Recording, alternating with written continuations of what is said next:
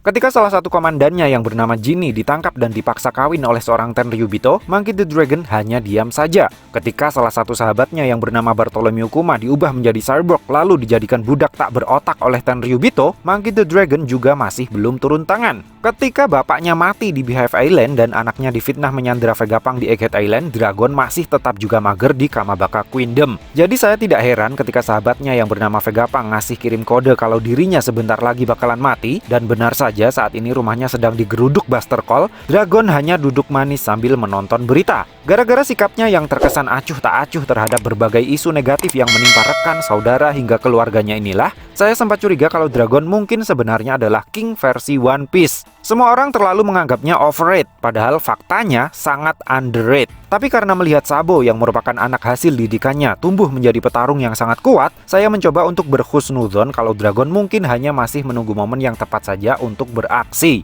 Apalagi faktanya, sudah ada God Usopp dan Buggy yang menjadi King versi One Piece. Jadi nggak usahlah nambah-nambah karakter fraud lagi di dalam cerita. Nah, jika berita-berita seperti kematian Garp dan Vegapunk saja tidak mampu mengangkat pantat Dragon dari kursi panasnya, lalu kejadian macam apa yang kira-kira bakal membuat Dragon mau turun tangan?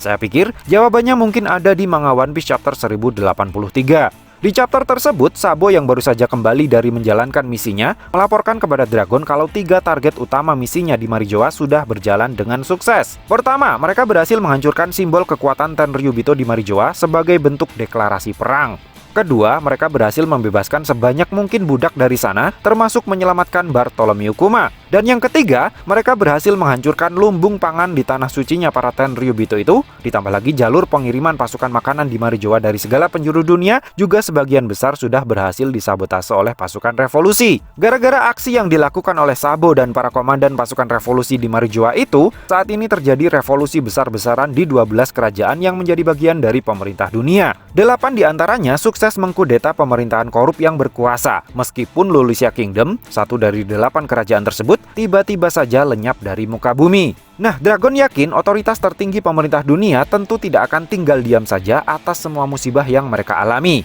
Menurut perhitungannya Dragon, jika pasukan paling elit milik pemerintah dunia yang bernama God's Knight sudah disuruh untuk turun gunung, barulah pertarungan yang sebenarnya akan segera dimulai. Dengan begitu, bisa disimpulkan kalau sejak awal yang Dragon incar memanglah para satria dewanya pemerintah dunia ini. Dan oleh karena semua petinggi pasukan revolusi saat ini sudah berkumpul semua di Kamabaka Queendom, maka tidak menutup kemungkinan kalau tanpa disadari, Dragon sebenarnya sedang menunggu dan mempersiapkan diri untuk menyambut kedatangan The God's Knight. Dengan artian, di saat Admiral Kizaru dan para Gorosei sedang sibuk mengurusi Egghead Island, Admiral Green Bull sibuk mencari muka dengan kelayapan menangkap para mantan Shichibukai satu persatu, Admiral Fujitora yang entah berada di mana, dengan siapa dan sedang berbuat apa, serta fleet Admiral Akainu yang terpaksa menjadi anjing penjaga di Marijoa, para God's Knight ini mungkin akan turun gunung menyerbu markas besar pasukan revolusi di Kamabaka Queendom, entah ditemani para agen CP0 atau cukup hanya mereka bersembilan saja. Mungkin ada sebagian yang beranggapan kalau pasukan elitnya para Tenryubito ini tidaklah benar-benar kuat. Kelompok mereka disebut elit hanya karena mereka adalah keturunan Tenryubito saja. Jangan salah. Coba baca lagi deh manga One Piece chapter 1096.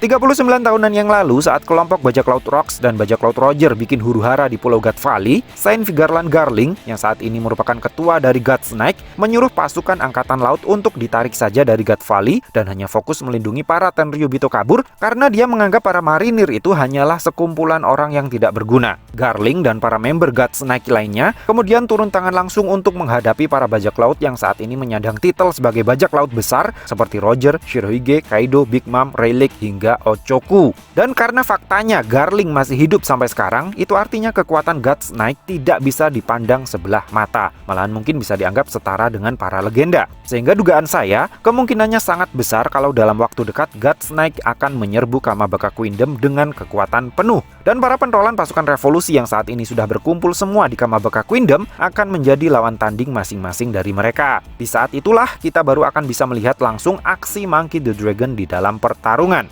Karena pemimpin God's Knight adalah Saint Vigarland Garling, maka saya pikir dialah yang akan menjadi lawan tanding dari Monkey the Dragon selaku pemimpin pasukan revolusi. Nah, ngomong-ngomong soal Fujitora, setelah bentrok dengan Admiral Green Bull pasca sidang Levelly berakhir, gara-gara dia dengan sengaja membantu para budak yang dibebaskan oleh pasukan revolusi agar bisa kabur dengan selamat dari Marijoa, Fujitora belum diperlihatkan lagi batang hidungnya sampai saat ini. Kuat dugaan saat ini dia sedang berlayar membawa sebagian budak-budak yang tidak bisa diangkut oleh kapal pasukan revolusi ke tempat pengungsian sementara. Ada kemungkinan akibat dari tindakannya itu saat ini Fujitora sudah dicoret dari Angkatan Laut. Apalagi sebelumnya dia juga sempat membuat Akainu murka gara-gara ketahuan bersujud meminta maaf kepada Raja Riku pasca insiden di Dressrosa yang membuat dirinya di blacklist dari semua markas Angkatan Laut kecuali datang dengan membawa kepala Luffy si topi jerami. Dengan posisinya yang saat ini sebagai seorang desertir, saya tidak yakin kalau Fujitora akan memilih jalur untuk beraliansi dengan bajak laut seperti yang dilakukan oleh Aokiji. Saya malahan curiga kalau dia justru akan berbalik arah membantu pasukan revolusi yang nyata-nyata berpihak kepada rakyat yang tertindas, bukan rakyat yang serba berkelebihan. Jadi, bagaimana jika nanti Fujitora ternyata justru ikut bertempur membantu pasukan revolusi melawan God's Knight? So, piye menurutmu cah? Terima kasih sudah mampir ke channel kami. Jangan lupa like, share, dan subscribe jika menurut kalian video-video kami cukup menarik untuk ditonton. Sampai ketemu lagi dalam video kami yang berikutnya, and matur nuwun.